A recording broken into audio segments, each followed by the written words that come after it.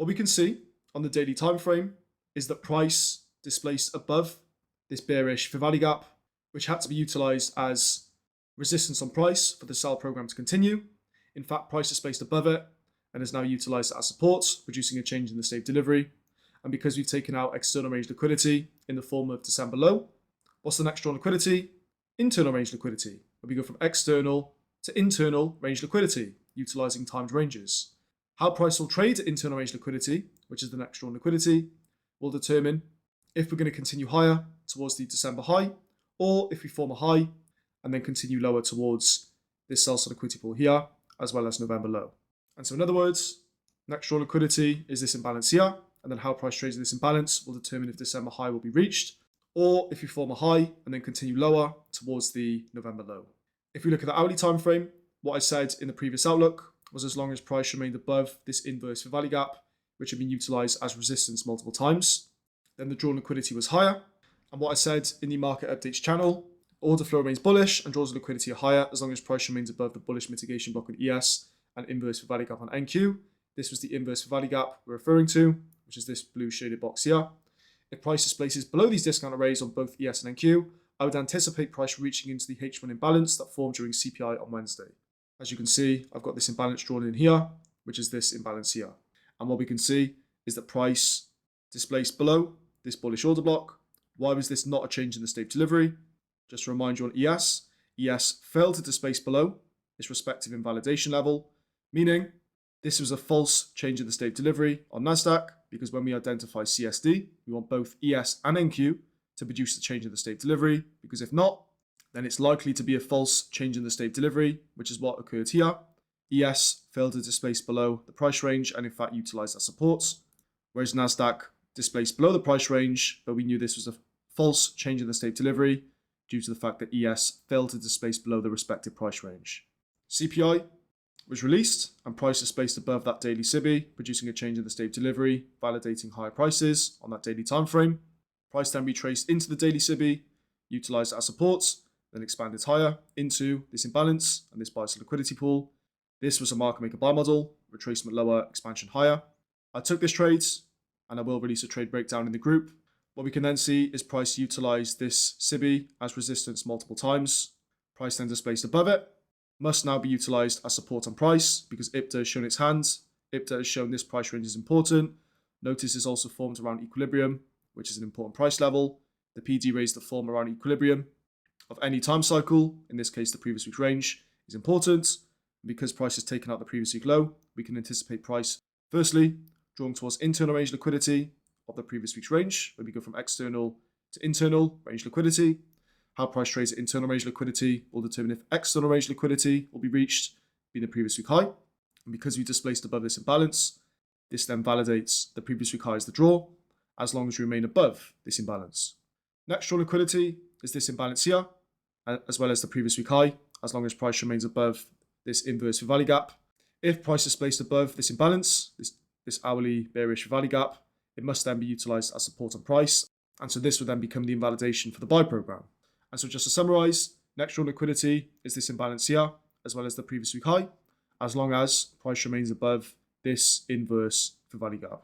What we can see is price displaced below this inverse fair value gap, utilized it as resistance, and then expanded lower into the drawn liquidity, being this bullish fair value gap here that formed during CPI, which also overlaps with that daily inverse fair value gap. Just to remind you, this bearish fair value gap here is this entire price range here.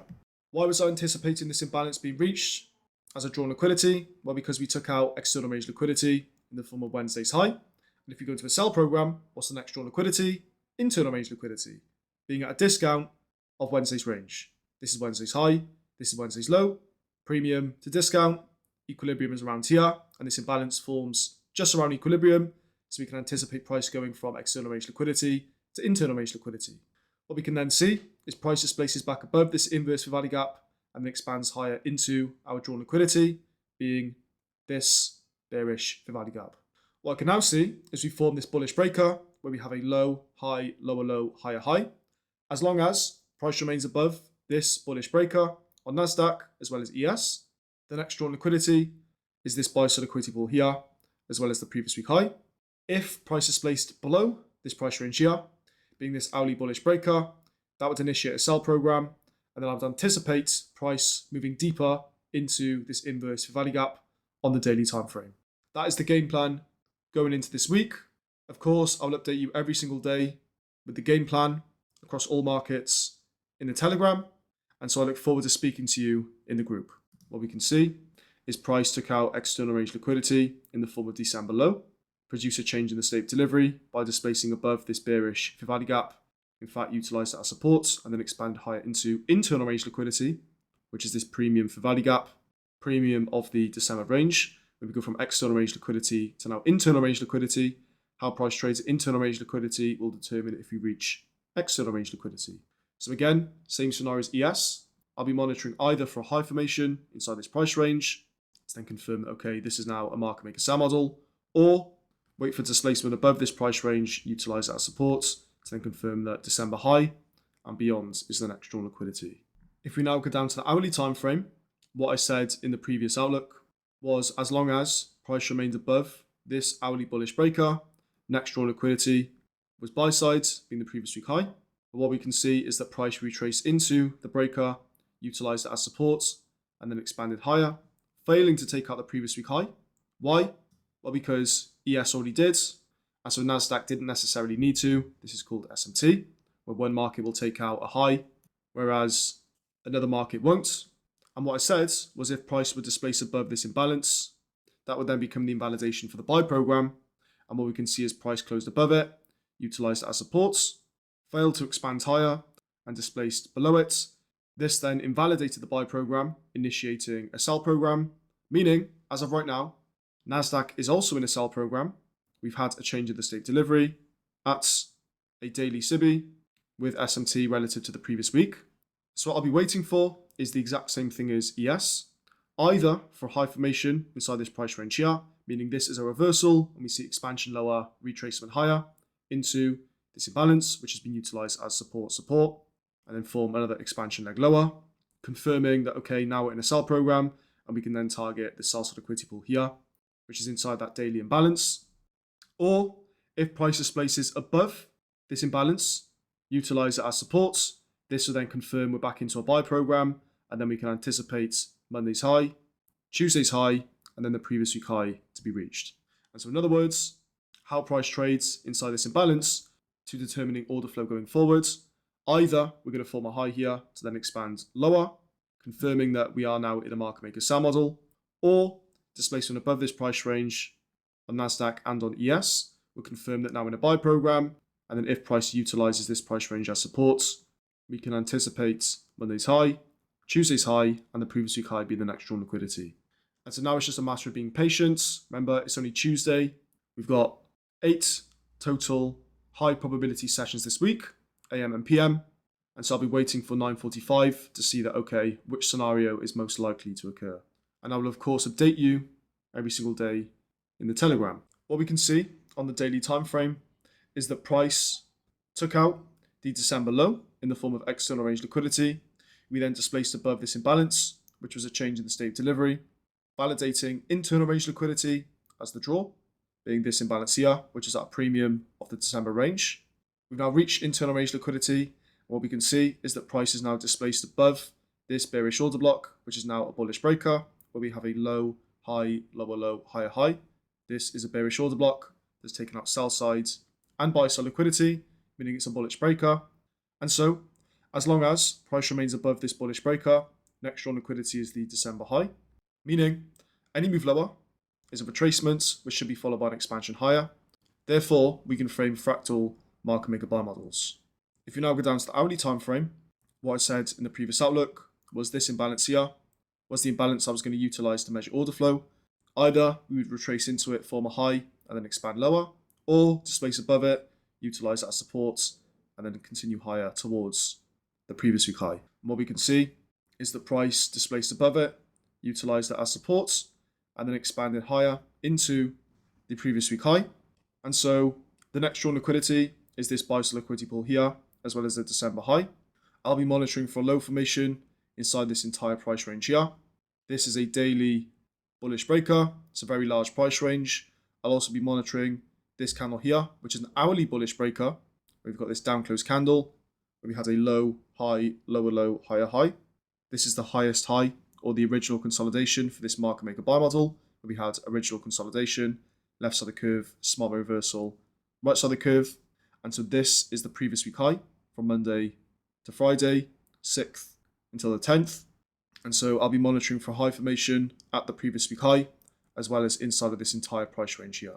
Meaning, as long as price remains above this price range, I anticipate any move lower to be a retracement, which is going to be followed by an expansion higher. I'll of course update you in the Telegram today on the scenarios that I'll be looking for. What we can see on the daily time frame is price is now displaced above this bearish order block that formed on the left side of the curve within this market maker buy model. This is now a bullish breaker where we had a low, high, lower low, higher high. This is now a bullish breaker, and so as long as price remains above this bullish breaker, the next drawn liquidity is the December high. And if price displaces above the December high, the next drawn liquidity would be the 23,000 price level, which is a fixed price level. Because now we're at all-time highs, we have nothing on the left side of the curve to refer to, and so we must use the right side of the curve, being fixed price levels. Price took out the December low, displaced above the midpoint equilibrium of this range, internal range liquidity, forming a bullish breaker. And so as long as price remains above this breaker, I anticipate external range liquidity being reached, being December high. Meaning, as long as price remains above this breaker, the next drawn liquidity is December high. If you now go down to the hourly time frame, what I said in the previous outlook was as long as price would remain above this entire price range here, being that daily bullish breaker, order flow remains bullish, and the next drawn liquidity will be buy side liquidity. However, what we can see is that price retraced into that price range, formed a low, expanded higher, failing to take out this buy side liquidity pool here, and instead forming a high inside of these bearish order blocks, which have been utilized as resistance multiple times. We also have this bullish breaker, which formed at the high ends of that daily bullish breaker. And so as long as price would remain above this hourly bullish breaker, the buy program on the hourly time frame will be valid. And so I anticipate retracement lower, expansion higher into this buy side liquidity pool here. If price would displace above this buy side liquidity pool and above these bearish order blocks, that would become my new invalidation for the buy program. And so I would anticipate a retracement into that price range, form a low, and then expand higher into December high. If price would displace below this bullish breaker on the hourly time frame, I would then be looking for a low formation inside of this daily bullish breaker, which would be the final line of defense for the current buy program. One thing to note is that we do currently have SMT on both sides. ES took out Wednesday's high, but failed to take out Thursday's low. Just to show you, ES took out Wednesday's high, but did not take out Thursday's low. Whereas NASDAQ failed to take out Wednesday's high and did in fact take out Thursday's low, meaning as of right now, we have SMT on both sides, and so low probability conditions, trading anywhere within this price range. I would not be surprised to just see price go sideways or choppy price delivery until FOMC this week. And so, as I said in the beginning of this outlook, my focus will be on the second half of this week, post FOMC. Although I will look at the markets on Monday and Tuesday, my main focus in terms of risk will be on Wednesday post 2:30 p.m, as well as Thursday and Friday. And this is why environment selection is so crucial. If you can identify which days and sessions are likely to produce low resistance liquidity runs based on the economic calendar, all we have to do is just be patient and wait for those days and sessions to arrive, look for our protocol to align, and take the trades. If we're anticipating on a day or a session where we don't anticipate low resistance based on the economic calendar, this can result in getting involved or getting caught in high resistance liquidity run environments, which by definition, every protocol or every trade that you take is likely to fail. This is why environment selection is so crucial, because even if we do everything correctly, we identify the correct drawn liquidity, point of interest, SMT, CSD, TOI, entry, invalidation, targets, we can do everything perfectly, but if price isn't ready to move and we're just in a high resistance liquidity run, the trade's going to fail. And so our focus is to execute exclusively during these low resistance liquidity run environments, because that puts the probabilities in our favor, and then we can anticipate these low resistance liquidity run environments and get involved where our protocol is most likely to unfold successfully. As this week develops, I'll of course update you in the mentorship. As our invalidations or drawn liquidities evolve, I will update you as soon as possible.